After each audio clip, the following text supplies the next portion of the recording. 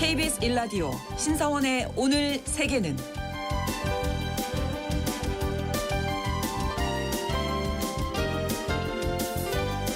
안녕하십니까. 아나운서 신성원입니다. 걸프 지역 산유국들은 오일머니를 바탕으로 수십 년 동안 세금 없이 국가를 운영해 왔습니다. 하지만 미국의 셰일 오일 개발 등으로 국제유가가 크게 하락하면서 재정 안정을 위한 대안을 찾아야 했는데요. 최근 오만은 걸프 지역 산유국 중 최초로 개인소득세를 도입하기로 했습니다. 중동의 군주국들은 국왕이 백성들에게 베푼다는 개념이 있기 때문에 조세 저항이 우려된다고도 하는데요. 탈석유 경제를 준비하는 중동 국가들의 노력과 세제개혁 상황에 대해서 잠시 후 글로벌 이슈에서 짚어보겠습니다.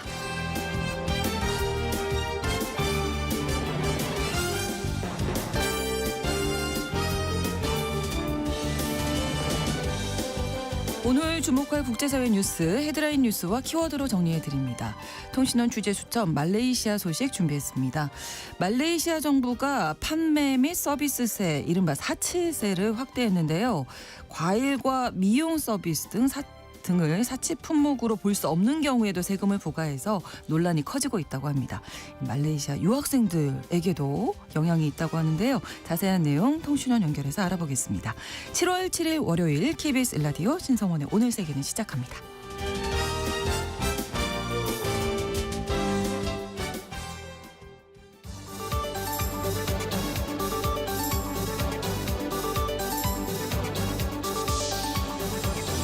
오늘 세계는 헤드라인 뉴스. 트럼프 미국 대통령이 다음 달 1일부터 미국이 일방적으로 정한 관세율이 적용된다는 내용의 서한이 발송될 대상국이 12개에서 15개 나라라고 밝혔습니다. 그러면서 9일까지 대부분의 국가와 서한이든 합의든 어떤 형태로든 정리가 될 것이라고 설명했습니다.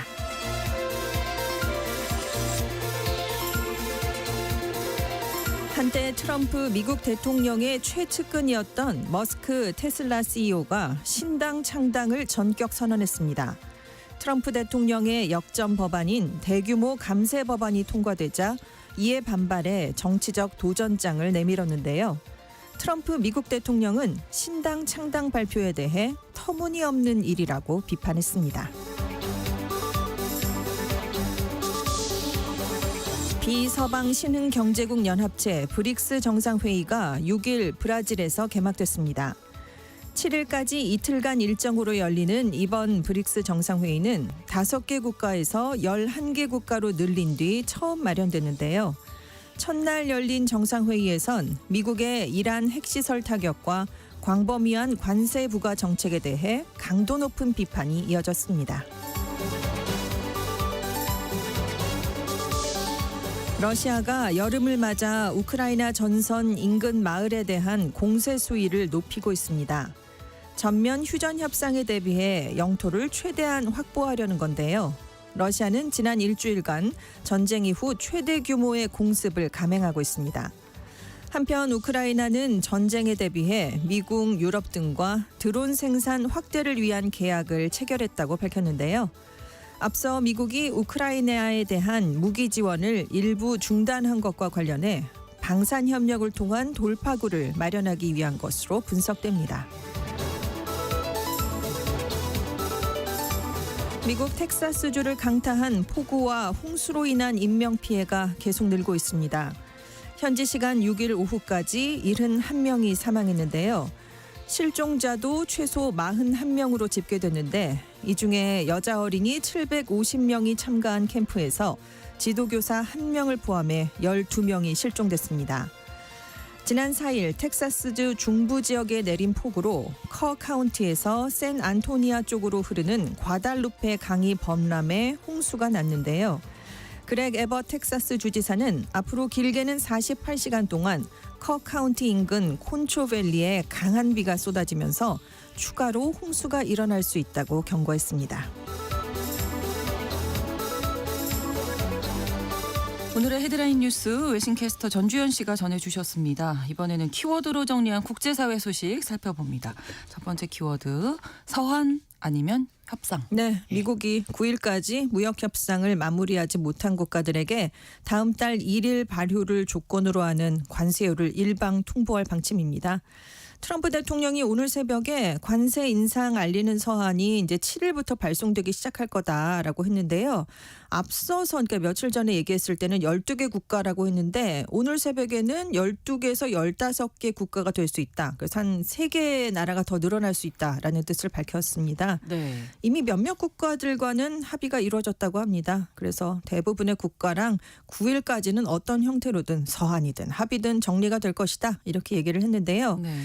미국 입장에서 봤을 때 8번째로 큰 무역 적자를 보고 있는 나라가 우리나라입니다. 그래서 우리나라가 이 명단에 포함될 가능성이 지금 제기되고 있거든요. 네. 그래서 우리 정부가 통상과 외교안보 라인 투톱을 미국에 급한 상황입니다. 트럼프 행정부가 90일간 유예했던 상호관세 유예 기간이 미국 시간으로 9일 오전 0시 1분에 종료가 됩니다.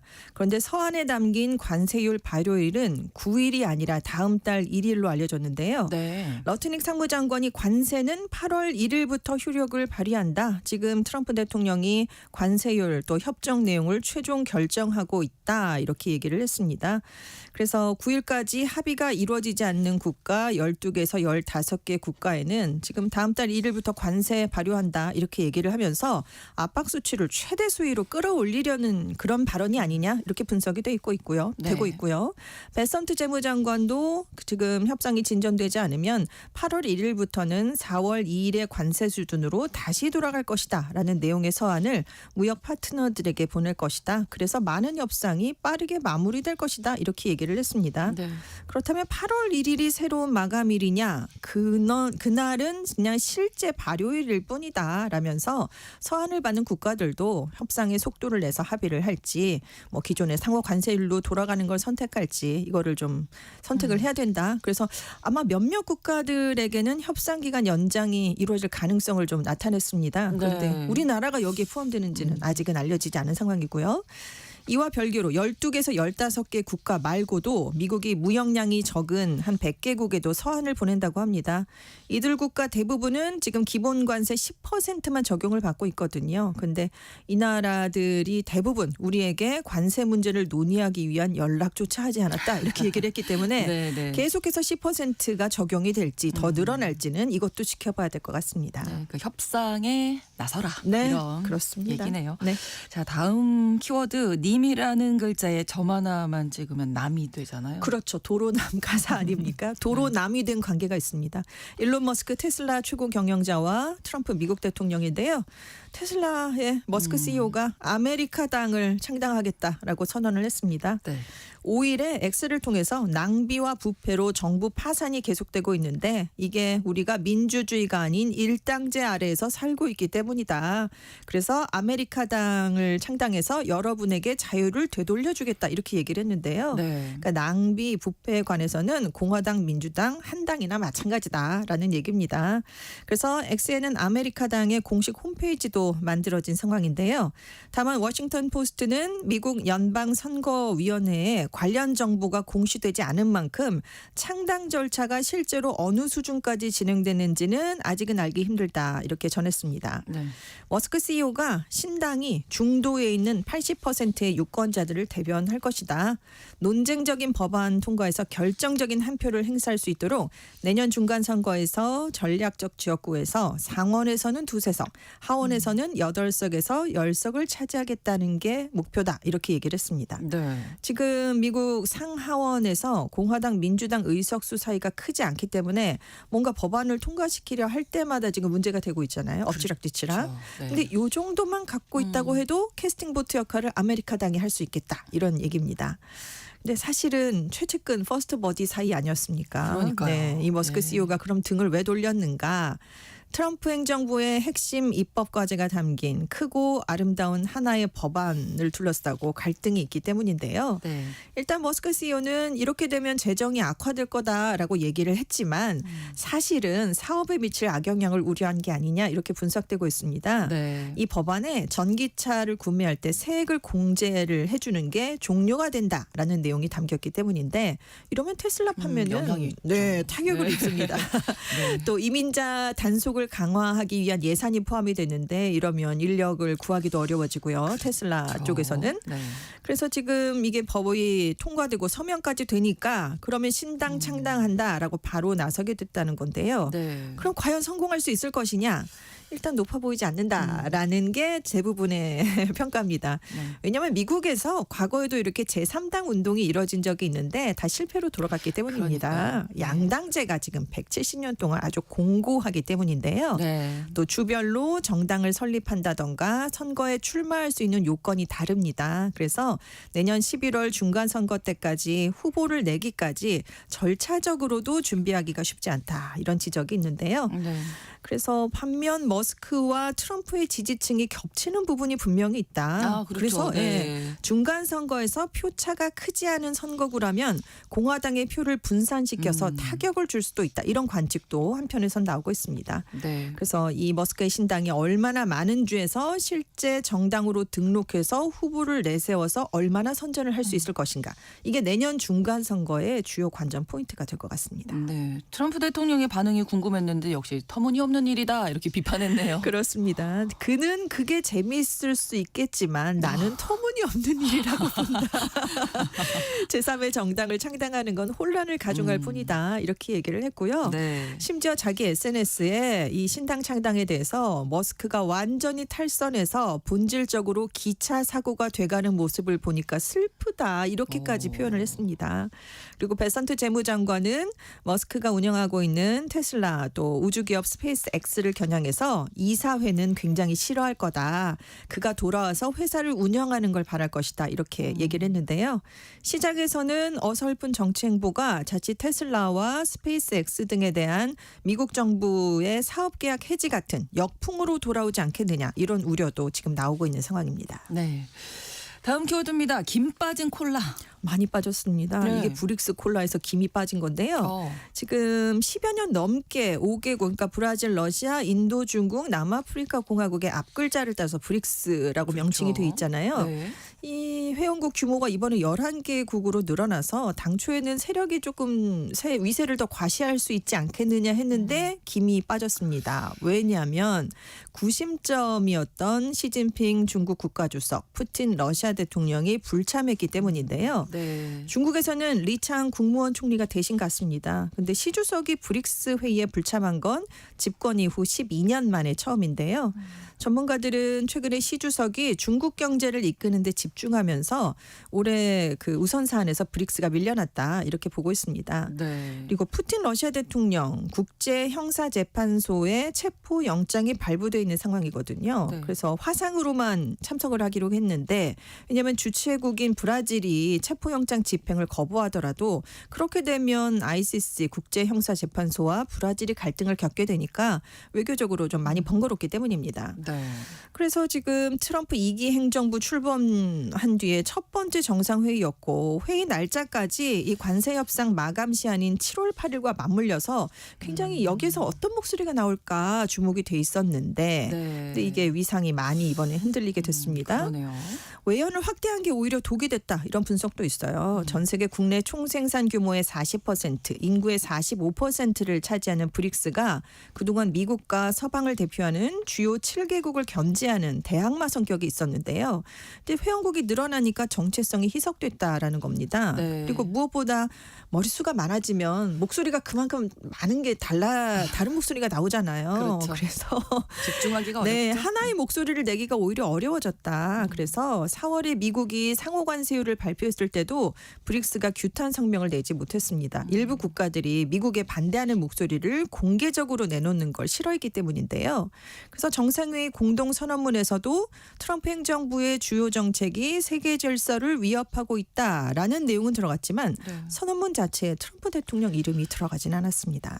그렇군요. 네. 브릭스가 많이 김 빠진 콜라가 됐습니다.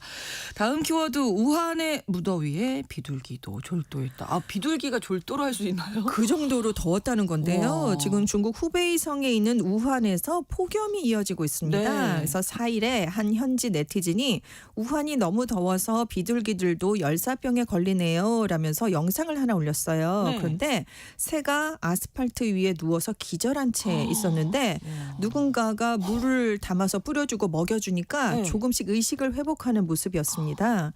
그래서 이 영상이 우한의 무더위에 비둘기도 졸도했다라는 제목으로 SNS에서 크게 확산이 됐는데요. 네. 일단 네티즌은 비둘기라고 얘기를 했는데 전문가들이 이제 살펴본 결과 이 새는 비둘기가 아니었고요.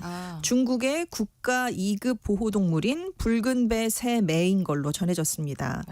얼마나 덥길래 이러느냐. 그러니까요. 우한이요 5일 기준으로 최고 온도가 38도였는데 체감 온도가 43도까지 올라갔습니다. 그런데 새들은 땀샘이 없거든요. 더우면 부리를 열고 헉헉거리거나 온몸에 물을 뿌려서 체온을 낮추는 식으로 대응할 수밖에 없는데 이제 네. 탈진을 한 거죠, 이 새도. 그러네요. 근데 우한이 지리적 특성 영향 때문에 매년 여름 무더위에 시달리고 있습니다. 도시 전체가 시멘트 건물, 도로, 구조물로 가득 차 있기 때문에 도시 열섬 효과가 발생하고 있기 때문이에요. 네. 그래서 네티즌들이 이 소식을 보고 우리 시어머니가 키우던 닭 3마리도 열사병으로 죽었다. 요새 우한으로 가는 항공편 가격이 싸진 이유를 알겠다. 이런 반응을 보였다고 하는데요. 지금 이런 폭염은 우한뿐이 아니라 중국 전역에서 기록적인 수준으로 나타나고 있습니다. 세계적으로 그런 것 같습니다. 그렇습니다. 우리도 그렇고요. 예. 그래서 우리가 이제 사람만 더운 걸 생각하는데 그러니까요. 동물 역시 고온 스트레스를 받을 수 있으니까 네. 동물에게 그늘을 제공하고 수분을 공급하는 등의 보호 조치를 좀 해야 된다라고 전문가들이 강조했습니다. 네, 우리도 이번 주 뭐 만만치 않은 그렇습니다. 더위던데요. 네. 걱정입니다.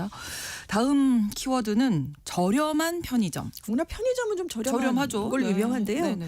이번에는 그 숙박료를 좀 싸게 하는 그런 서비스를 편의점이 내놓는답니다. 일본의 유명한 편의점이죠. 편의업체 로손이 매장의 주차장을 차박으로 제공한다고 하는데요.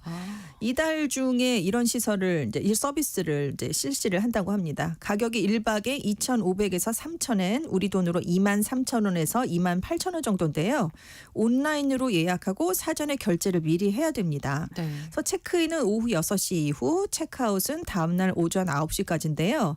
자동차 한 대당 주차장 2대분을 제공하기 때문에 캠핑카 같은 대형차도 주차를 할 수 있습니다. 또 투숙객은 휴대용 배터리를 충전할 수 있고 화장실 이용도 할 수 있고요. 편의점 시설이 있으니까요. 체크인할 때 비닐봉지 한 장을 또 받는데요. 그래서 한 장 분량만큼 쓰레기를 버릴 수도 있습니다. 네. 이 편의점이 일본 전역에 14,000여 개의 점포를 갖고 있는데 이렇게 좀 충분한 주차장이 있는 곳은 한 3,000곳 이상으로 분석이 된다고 그래요. 근데 일본 관광청 자료를 보니까 작년 한 해 총 숙박자 수가 6억 5,906만 명이었습니다. 전년 대비 7%가 늘었는데요. 이렇게 방이라는 관광객도 늘면서 일본 내 호텔 단가가 계속 급등하는 추세를 보이고 있습니다. 그래서 일본 언론들은 지방에서 인기 아티스트의 공연 등이 열릴 때 인근 숙박시설이 꽉 차는데 네. 여비를 절약하고 싶은 젊은층 아니면 애완동물을 동반한 가족 여행객들이 이 차박을 이용하지 않겠느냐 이런 분석을 내놨습니다. 좋은 아이디어인 네. 것 같습니다. 다음 키워드인데요. 미라보다리 아래 센 강은 흐르고 사람도 흘러간다. 네, 파리의 모습이 5일부터 이렇게 바뀌게 됐습니다. 네. 지금 파리시 수영장이 센강에 있는 공공 수영장이 5일부터 문을 열었기 때문인데요. 네네. 이게 거의 100년 만입니다. 센강에서 1923년 이후 줄곧 수영이 금지돼 왔는데 그렇죠. 이제 강변을 따라서 공공 수영장이 문을 열게 된 건데요. 에펠탑 근처, 노틀담 대성당 쪽, 파리 동부 같은 세 곳의 공공 수영장이 마련이 됐습니다. 탈의실, 샤워실도 있고 해변용 쉼터도 있습니다. 네. 평균 수심이 3.5m 정도여서 인명 구조 요원도 배치가 됐는데요. 네. 8월 31일까지 무료로 이용할 수가 있다고 합니다. 근데 이렇게 파리 센강 수영장이 문을 연 건 작년에 있었던 파리 올림픽의 공이 컸습니다. 왜냐하면 그때 네. 이제 여러 가지 경기들을 센강에서 치르겠다라면서 그 굉장히 많은 돈을 들여서 정화 작업을 파리시가 펼쳤거든요. 네. 그래서 여기에 들어간 예산만 14억 유로, 우리 돈으로 2조 원이 넘습니다. 그러면서 이제 사람들이 실제로 이제 수영을 하게 되니까 가장 네. 관심을 가는 건 과연 수질이 괜찮을 것인가 그렇죠. 이 문제거든요. 예. 그래서 파리시가 올림픽 이후에도 계속 수질 관리에 힘을 써왔어요. 그래서 앞으로도 수질을 매일 점검한답니다. 수영장 운영 여부를 이 점검 결과를 통해서 판단을 내리기로 했고요. 네. 하루에 2시간에 한 번씩 수질을 점검한다고 합니다. 네. 그러면 센강에서 이렇게 수영하고 네. 있으면 사진 찍으면 에펠탑 뒤에 보이는 거죠. 에펠탑 근처에도 수영장이 있으니까요. 멋지네요. 노틀담 대성당도 걸릴 수 있고요. 네. 단 하나 이제 수질만 좀 그렇습니다. 잘 관리되길 바랍니다. 네. 다음 키워드인데요. 실내 감전주의보. 실내에 들어갔는데 왜 감전을 주의해야 되지? 이런 생각을 하실 수 있을 것 같은데요. 네. 낙뢰로 인한 감전주의보입니다. 미국 엘라베마주에서 10대 소녀가 집에서 휴대폰을 사용하다가 감전이 됐습니다. 병원에 이송되는 사고가 났는데요. 네. 심각한 부상을 입을 뻔했습니다. 이 소녀가 지난달 29일 밤에 자기 방에서 휴대전화를 충전하면서 침대에 누워서 SNS를 보고 있었거든요. 네. 근데 그때 엘라베마주 전역에 폭풍우가 몰아치면서 번개가 발생했습니다. 근데 소녀의 집 근처에 번개가 떨어졌어요. 근데 이게 집 전기 시스템을 통해서 전선을 타고 충전기를 지나서 소녀가 손에 들고 있던 휴대폰까지 전달이 된 것으로 와, 파악이 됐습니다. 그럴 수도 있군요. 네, 이 소녀가 사고 당시에 갑작스런 충격음과 함께 귀에서 진동음이 울렸고 네. 손끝에서 전기 자극이 시작되다가 곧바로 팔과 어깨까지 퍼졌다라고 설명을 했는데요. 감전 직후 의식을 잃었었어요. 그런데 병원으로 가던 구급차 안에서 정신을 차렸는데 네. 이름이나 나이를 물어봤는데 그걸 떠올리기까지 한 1분 정도가 걸렸었다고 합니다. 지금 생명에 지장을 줄 정도는 아니지만 일단 손목, 팔, 가슴 부위에 통증이 있다고 합니다. 근데 의료진은 이 소녀가 사고 당시에 몸의 오른쪽으로 누워 있었기 때문에 전류가 심장을 직접 통과하지 않았던 게 다행이다. 이런 분석을 내렸어요. 네. 만약에 왼쪽으로 누워 있었거나 키가 조금만 더 작았더라면 전류가 심장 가까이로 흐르면서 치명적인 결과가 날 수 있었다고 합니다. 네. 그래서 미국 낙뢰안전위원회가요. 번개가 집에 내리치면 일반적으로 전선이나 배관을 따라 떨어진다. 그래서 휴대폰 충전하는 것뿐만이 아니라 샤워나 설거지 등 금속이 아닌 배관을 따라 흐르는 수돗물을 사용하면 위험할 수 있다. 이런 지적을 내놨습니다. 지난주에 그 휴대전화 충전할 때 우리가 네. 주의할 점 많이 소개를 네네. 해주셨잖아요. 이것도 날씨도 좀 그렇습니다. 보면서 번개 칠 때는 충전하면서 사용하시면 안 되겠습니다. 그러네요. 너무 네. 위험하네요. 헤드라인 뉴스와 키워드 이렇게 외신캐스터 전주현 씨가 오늘은 전해주셨습니다. 오늘도 고맙습니다. 네, 감사합니다. KBS 라디오 신성원의 오늘 세계는 1부 마무리하겠습니다. 11시 30분부터 일부 지역에서는 해당 지역 방송 보내드립니다. 노래 전해드리죠. 윌레문의 마이걸 함께 듣겠습니다.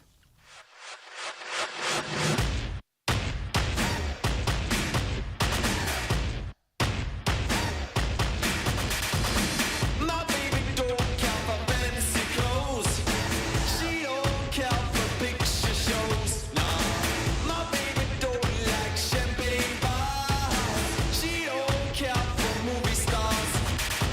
What she wants, well, I don't know. All I know is that I love her. She's my girl. Yeah, she really rules my world. Yeah. My baby don't care for holidays. She don't care for staying out late. No, my baby don't like walks in the park. No, she don't like it after dark. What she wants, well, I don't know. All I know is that I love her, 'cause she's my girl. And I don't want no other. She's my girl. She's my finest fantasy. She's my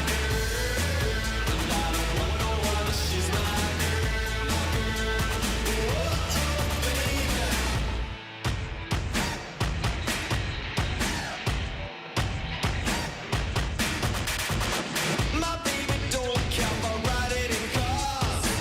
She don't care for rich cigars. No, my baby don't like diamonds and pearls.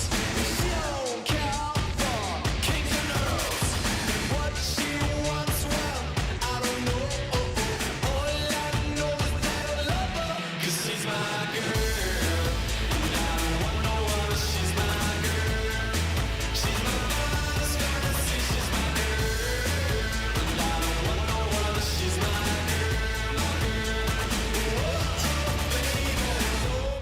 it's so crazy way that I've been feeling lately. Say that I'm the one and only. Baby, we'll be there forever. Oh baby, so crazy way that I've been feeling lately. Say that I'm the one and only. 'Cause she's my girl. And I don't want no other. She's my girl. She's my finest fantasy. 지금 시각은 11시 30분입니다. KBS Ladies and gentlemen, 국제사회의 다양한 뉴스를 한눈에 KBS 1라디오 신성원의 오늘 세계는 세계를 바로 보는 최소한의 투자입니다.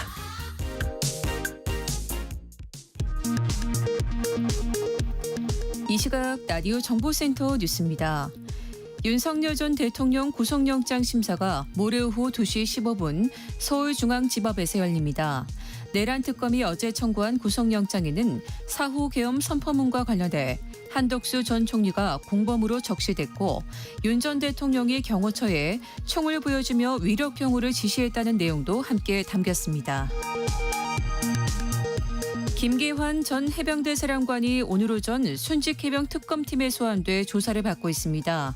내란 특검팀이 추가 기소한 노상원 전 국군 정보사령관의 재구성 여부를 결정하기 위한 신문은 오늘 오후 서울중앙지법에서 열립니다. 강효정 대통령실 대변인은 지난 3일 국정기획위원회로부터 제안받은 정부조직 개편안을 현재 내부 검토 중이며 아직 결정된 바는 없다고 밝혔습니다. 또 이재명 대통령이 권력구조나 누가 집권하느냐와 관계없이 국민의 지지를 얻을 수 있는 방송법이 필요하다는 입장을 밝혔다고 전했습니다. 더불어민주당이 내각의 조속한 완성이 필요하다며 7월 국회에서 국무위원 인사청문회를 차질 없이 진행하겠다고 밝혔습니다. 주택 공급과 관련해서는 재개발, 재건축으로는 충분하지 않다며 신규 택지 발굴이 중요하다고 밝혔습니다. 국민의힘 안철수 의원이 당 혁신위원장직을 사퇴하고 당대표를 선출하는 전당대회에 출마하겠다고 밝혔습니다. 안 의원은 혁신위가 인적 쇄신을 거부했다며 합의되지 않은 날치기 혁신위원회를 거부한다고 말했습니다. 대통령실에 파견 나왔던 총경급 인사가 직무 권한을 부당하게 행사한 정황이 파악돼 문책성 인사로 경찰에 복귀한 것으로 확인됐습니다. 지금까지 라디오 정보센터 뉴스 정한나였습니다.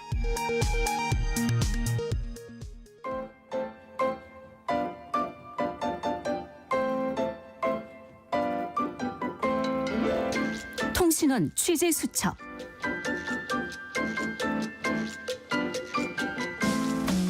통신원 취재 수첩입니다. 오늘은 말레이시아 쿠알라룸푸르 노현지 통신원이 연결돼 있습니다. 안녕하세요. 안녕하세요. 네, 말레이시아에서 최근에 추가로 도입된 세금 때문에 논란이 많다고요? 그렇습니다. 말레이시아에는 세일즈 앤 서비스 텍스, 줄여서 SST라는 세금이 있는데요. 네. 번역하자면 판매 서비스세 정도 되겠습니다. 네. 2018년 9월부터 시행돼 말레이시아의 복잡한 수출입 세금 정책의 하나로 손꼽히고 있는데요. 이번에는 일반 국민들 모두에게 미칠 만한 개편 방안을 내놓고 7월 1일부터 적용에 들어가서 일주일이 지난 오늘까지도 많은 논란을 불러오고 있습니다.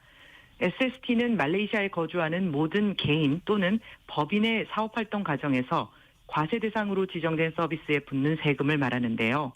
관세와는 약간 다른 판매용 역세라고 볼 수 있습니다. 네. 쉽게 말해 해당 품목을 판매하거나 서비스를 제공할 경우 정부가 제시한 일정 기준을 넘으면 세금을 더 내라는 것이죠. 네. 근데 이제 나라에서 정한 이 세금 부과하는 게 왜 논란이 되고 있는 건지 궁금합니다. 단순한 조세 저항은 아닐 것 같고요. 네. 정부는 개정 확장된 판매 서비스세의 적용 대상을 수입 과일과 유모차, 수입 화장품, 스마트폰, 통조림, 임의용 용품과 매니큐어나 마사지, 헤어컷 같은 임의용 서비스, 수입 주류, 골동품과 고급 가죽 제품, 레저 자전거, 민간 의료, 사교육비 등의 선택적 고가 소비재라고 공개했는데요. 네. 정부는 부자들의 사치품에 적용되는 세수 확대로 빈곤층을 위한 복지를 더 늘릴 수 있다고 설명했습니다. 하지만 품목을 들여다보면 이미 필수품이 돼버려서 더 이상 고가의 사치품으로 분류하기 어려운 것이 많은데요. 그러네요. 네. 머리를 자르는 것도 고가의 소비라고 정의한 데다가 네. 스마트폰부터 우리나라 화장품이나 임의용 용품 등은 더 이상 말레이시아 국민들이 사치품으로 생각하고 있지 않죠. 그렇죠. 게다가 두리안이나 잭프루트 등 몇 가지 열대 과일만 생산하는 말레이시아에서 수입 과일이란 사과, 오렌지, 귤, 바나나 등이라 정부의 설명과는 상당히 괴리가 있습니다. 네, 아무래도 서민들에게 많이 부담이 되겠어요. 사치품이 아닌데도 이렇게 사치품으로 분류해서 세금을 걷는다고 하니까 여기에 의료 분야에도 이 세금이 붙는다고요? 네, 그 부분도 논란이 되고 있습니다. 민간 의료 역시 정부의 국립병원은 대기가 너무 길어서 사립병원을 이용하는 경우가 훨씬 많은데요. 네. 전통의학이나 대체의학까지도 6%의 SST를 부과했습니다. 이에 따라 말레이시아 의사협회와 의료종사자협회, 말레이시아 약국조합, 민간물리치료 클리닉협회, 기능의학진흥협회의 6개 의료종사자협회가 공동으로 긴급 기자회견을 열기로 했는데요. 네. 개인이나 일반 진료소를 찾는 저임금 노동자들의 상황에 대해 설명하며 민간 의료가 고급 치료시설뿐만이 아닌 일반 의원 진료소에서 저렴하고 필수적인 기초 공중보건을 담당하고 있음을 피력했습니다. 소비자 단체와 경제학자들 역시 성명을 내고 특별히 고가 소비라 할 수 없는 생필품에 가까운 항목에 5%에서 10%에 달하는 과도한 세금을 부과하는 것이라고 반발했는데요. 네. 인터넷에서는 이제 말레이시아에서 사과와 귤은 사치품이라 서민들은 먹지 말라는 것이냐며 분노와 조롱이 쏟아졌습니다. 네. 무엇보다 전기차 지원 정책으로 인해 테슬라 차는 수입해도 세금이 없지만 바나나는 먹을 때마다 세금이 더 붙는다며 정책의 허점을 지적하고 나섰습니다. 네. 이런 얘기들에 대해서 정부의 반응은 어떻습니까? 네, 7월 1일 전격 시행을 앞두고 일주일 전부터 전국적으로 굉장히 논란이 일었었는데요. 네. 그러자 총리 겸 재무부 장관인 안와르 이브라임 총리는 각계 장관과 학자들을 모아 즉시 회의를 열고 시행 직후 예외 품목을 발표했습니다. 제일 반대가 심했던 사과, 오렌지, 귤, 그리고 무슬림들이 자주 먹는 대추 야자를 수입 과일 품목에서 빼고 네. 매니큐어, 페디큐어, 헤어컷과 페이셜, 마사지 등의 임의용 서비스도 제외하겠다는 내용이었는데요. 네. 또 상업용 임대의 세금 등록 기준을 50만 링깃에서 100만 링깃, 그러니까 우리 돈으로 약 3억 2,300만 원 이상의 건물에 대해서만 세금을 적용하기로 했습니다. 그러면서 당초 정부의 의도는 아보카도나 샴페인 같이 서민들이 비필수적으로 소비하는 품목에 대해 소위 사치세를 부과해 가장 도움이 필요한 사람들에게 혜택이 돌아가도록 하는 것이었다며 이제는 국산품을 애용해야 할 때라고 덧붙였는데요. 네. 오히려 이러한 해명이 현실을 제대로 반영하지 못하고 엉성한 세금 설계로 현장에서 적용과 예외를 다투는 혼란을 가중시켰다며 더 많은 반감을 불러오고 있는 모양새입니다. 그렇군요.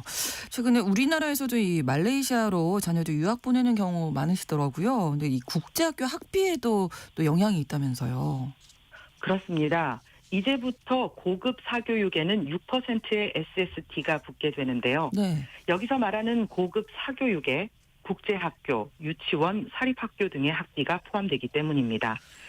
말레이시아는 미국이나 유럽 국가들보다 우리나라와 가깝다는 점, 그리고 상대적으로 저렴한 물가, 연 영방으로 영어 사용이 보편화되어 있다는 점 때문에 네. 말레이시아로 유학을 오거나 이주하는 인구가 최근 점점 늘어나는 추세인데요.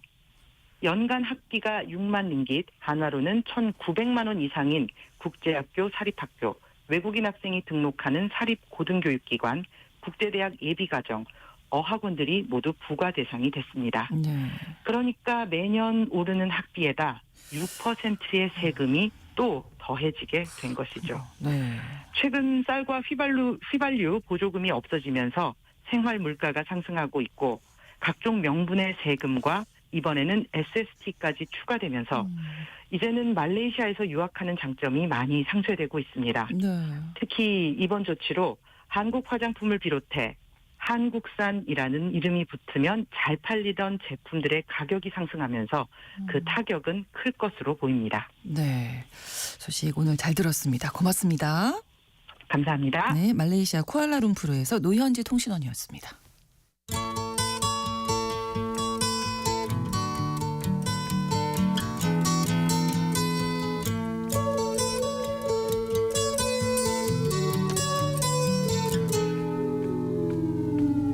Here comes the 걸프 지역 산유국 가운데 한 곳이죠. 오만이 2028년부터 개인소득세를 부과하기로 결정했습니다. 보조금을 주면 줬지 세금은 걷지 않았던 산유국 가운데 개인소득세를 부과하는 나라는 오만이 최초인데요. 그동안 석유 수출로 벌어들인 돈으로 국가 재정의 대부분을 의존해온 산유국들의 현실과 고민을 단적으로 보여주는 사례라고 할 수 있을 것 같습니다. 오늘 글로벌 이슈에서 오만을 중심으로 중동 산유국들의 재정 상황 그리고 탈석유 경제 움직임에 대해서 살펴보겠습니다.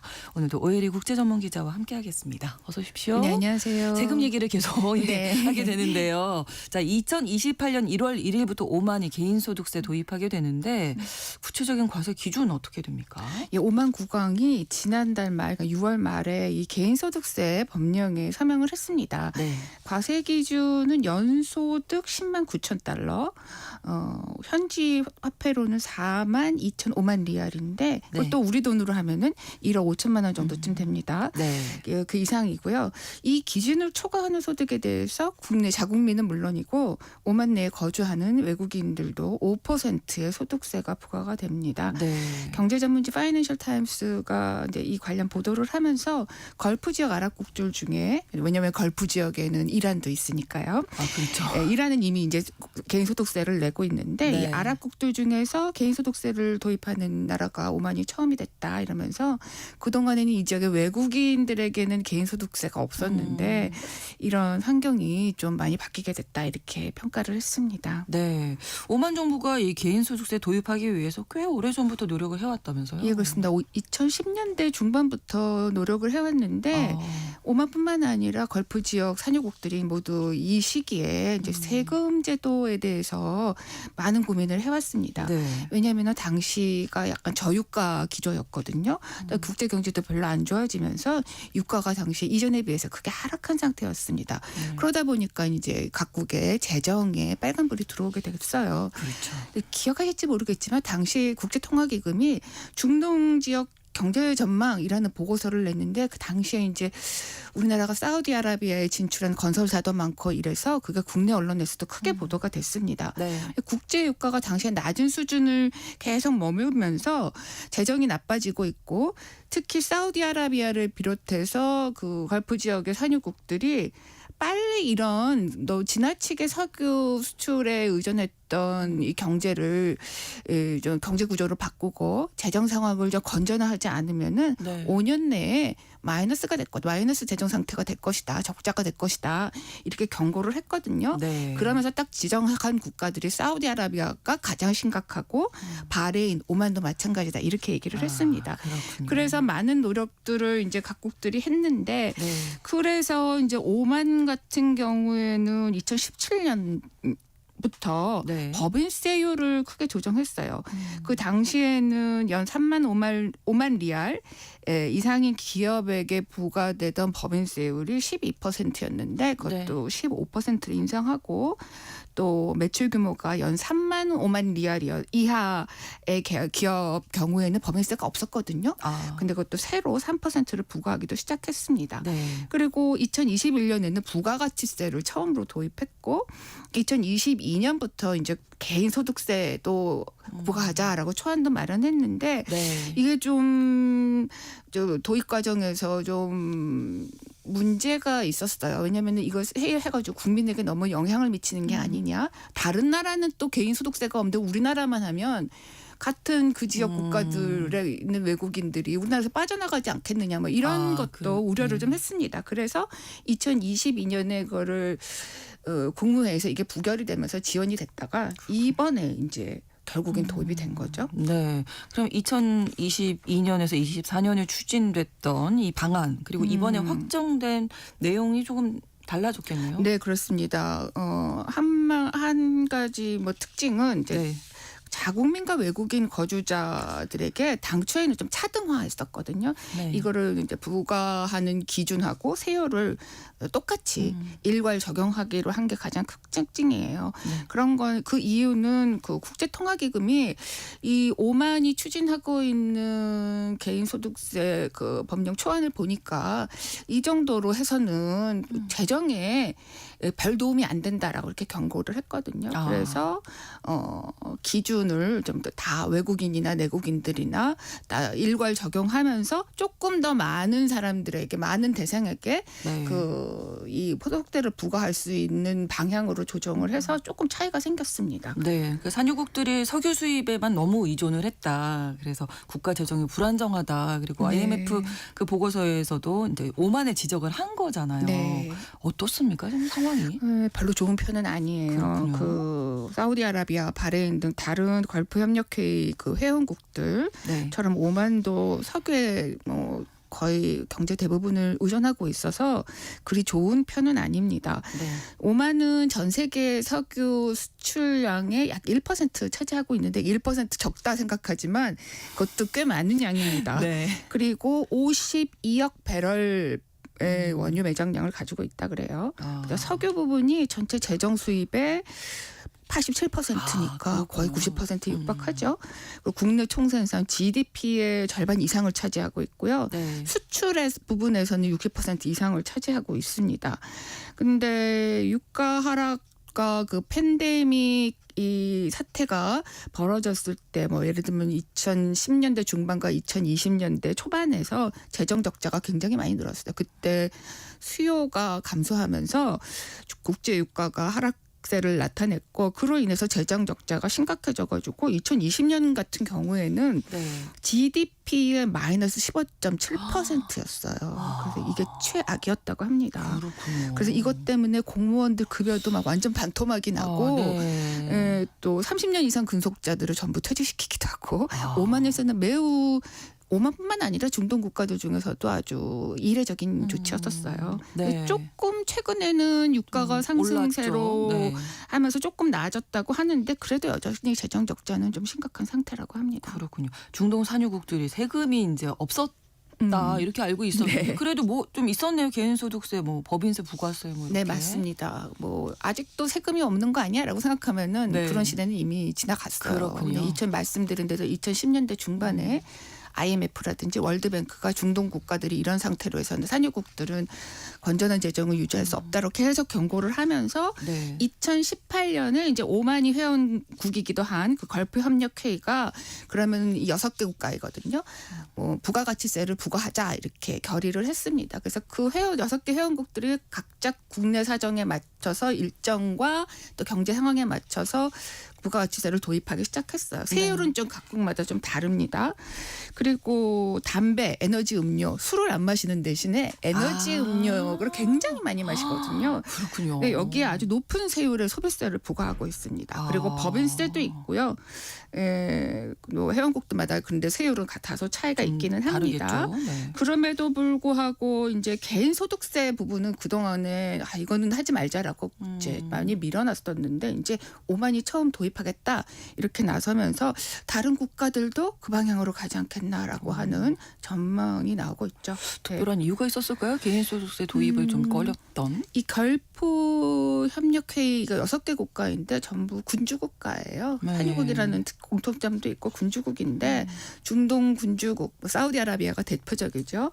그 특징상 군주, 어떤 군주를 나라의 최고 어르신 뭐 이렇게 보잖아요. 네. 그런 전통적으로 또 뭐 씨족 사회가 확대된 형태다 이런 지적도 있는데 그래서 좀 군주가 백성들에게 베푼다라는 그런 개념이 여전히 좀 강하다라고 해서 세금으로 국가 뭐 정부와 국민이 어떤 계약 관계로 또 네. 주고받는다라는 그게 개념이 아니군요. 그동안에 좀 없었다고 해요. 그런데다가 워낙 석유 자원도 풍부하니까 그렇게 벌어들인 돈으로 이제 뭐 보조금도 지급하고 이러면서 이제 그렇게 재정을 막 써왔던 건데 시혜를 베푼다. 뭐 이런 느낌으로. 그렇습니다. 네. 근데 뭐 군주국의 이런 국가들의 국민 입장에서는 그동안에 세금도 안 내고 그러니까 네. 좋죠. 그렇죠. 뭐 세금도 또 낮고 외국인들은 더 높은 세금을 부과하고 이래서 좋기는 하지만 네. 사실은 이 점 때문에 이 중동의 군주 국가들이 네. 국민들이 세금을 낸다라고 하는 거는 정부의 발언권과 권리를 갖는 것이기도 하잖아요. 아, 그렇죠. 그렇기 때문에 이게 어떤 정치 제도 뭐 정부의 운영에 국민의 목소리가 적극적으로 반영되지 못하는 이런 단점도 있습니다. 그런데다가 또 게다가 또 석유, 뭐 천연가스 이런 화학 이런 석유 화학 연료들은 매장량이 한정될 수밖에 없잖아요. 그렇죠. 언젠가는 네, 동날 네. 수밖에 대비를 없는데. 해야죠. 예, 근데 네. 그러니까 언제까지나 이런 구조가 이어질 수는 없습니다. 근데 여기서 하나 좀 말씀드리고 싶은 거는 네. 균형 재정 유가라고 하는 개념이 있어요. 그게 산유국들이 균형 재정을 이루기 위해서는 적정한 유가가 유지돼야 된다라고 하는 그런 개념인데 네. 뭐 나라마다 중동의 산유국들도 나라마다 이 적정 균형 재정 유가의 그 수준이 조금 다르지만 네. 사우디아라비아 같은 경우에는 최소 80달러에서 100달러 선을 유지해야지만 그러니까 국민들에게 세금도 낮추면서 보조금도 다양하게 지불하면서 이렇게 재정을 유지할 수 있는 수준인데 네. 사실 이것도 너무 낮다라고 보는 시각도 그래요? 있어요. IMF 같은 경우에는 이 정도로는 현재 엄청난 적자를 가지고 있는 네. 사우디아라비아의 재정에 도움이 안 되고 96달러 배럴당 96달러 또는 최대 110달러까지 가야 된다 이렇게 보고 있기도 합니다. 그런데 이 방송 들으시는 분들이 왜 우리가 중동 산유 국가들 이 건정 재정까지 걱정을 해야 되고 예. 우리 입장에서는 석유를 전량 수입하는데 낮으면 뭐 더 좋지. 좋은 우리 게 입장에서는. 아니냐라고 예, 생각할 이렇게 수 생각하시죠. 있습니다. 네네. 당연하죠. 네네네. 근데 그것도 뭐 근거가 있는 얘기긴 한데 사실 모든 것이 다 그렇지만 특히 뭐 이렇게 경제 수치 같은 경우에는 적정한 수준을 유지하는 것이 매우 중요한 것 같아요. 그렇더라고요. 이 네. 유가가 낮게 유지된다는 건 여러 원인이 있는데 그 중에 하나는 수요가 줄어드는 것. 그거는 곧 국제 경제의 상황이 좀 안 좋다는 좋다. 거죠. 경기 침체 국면이다라는 걸 보여주는 수치인데 네. 그렇기 때문에 적정한 수치를 좀 유지해줘야 되는 거고 특히 이렇게 너무 지나치게 유가가 낮아져서 중동 산유국들의 재정이 나빠지게 되면은 우리 같은 경우에는 중동 지역에 전통적으로 대형 건설 프로젝트에 참여하고 있잖아요. 네. 그러면은 프로젝트를 줄이거나 그렇죠. 또는 제때 그 어떤 대금을 지급하지 못하는 상황이 되거나 이러기 쉽거든요. 네. 그렇기 때문에는 이제 그 건설 경기에도 영향을 미칠 수밖에 없기 때문에 하나를 얻으면 또 잃을 수 있는 게 있기 그래서 때문에. 이게 우리가 이렇게 중동 지역의 유가 문제 또는 이렇게 세금까지 부과해가면서 건정 재정을 하려고 노력하는 그런 시도들에 대해서도 조금 관심을 가질 필요가 네, 있다 네. 이렇게 설명을 드려봅니다. 국제 경제에서는 어쨌든 균형을 맞추는 게 중요하다 네. 말씀이신데 산유국들이 어쨌든 탈석유 경제를 위해서 노력하고 있는 모습입니다. 각국의 네. 사례 좀 소개해 주시죠. 네. 사우디아라비아 경우에는 유명하죠. 비전 2030이 네. 대표적입니다. 국가주도 그 중장기 개혁 정책을 통해서 석유 중심의 경제 구도를 탈피하고 또 이렇게 어떤 그 경제 구조를 다각화하라는 것이 핵심입니다. 2030년까지 모든 석유 발전소를 폐쇄하고 또 뭐 재생에너지로 대체한다 그러고 또 원전도 도입한다고 해서 네. 우리나라에는 또 새로운 시장이 될 거라는 기대감이 있습니다. 이 빈살만 왕세자가 주도하고 있잖아요. 네. 또 대표적인 프로젝트로는 우리가 잘 알고 있는 그 네옴시티 건설 네, 프로젝트가 네. 있습니다. 그렇죠. 그런데 최근에는 자금난으로 저희도 한번 말씀드린 적이 있었던 걸로 기억하는데 맞아요. 네. 위기가 있다라는 얘기가 많습니다. 그 이유는 이 사우디아라비아의 정부의 금고라고 네. 역할을 한다라고 하면은 국영 석유회사 아람코거든요. 아람코. 네. 근데 최근 올해 들어서 뭐 이란이나 뭐 중동의 불안정 사태가 되면은 유가가 좀 오르기는 했지만 네. 전체적으로 보면은 좀 이전에 비해서 지난해 동기에 비해서는 지금 하락세를 유지하고 있거든요. 그래서 올해 1분기 순이익이 전년 대비 5%나 하락을 했습니다.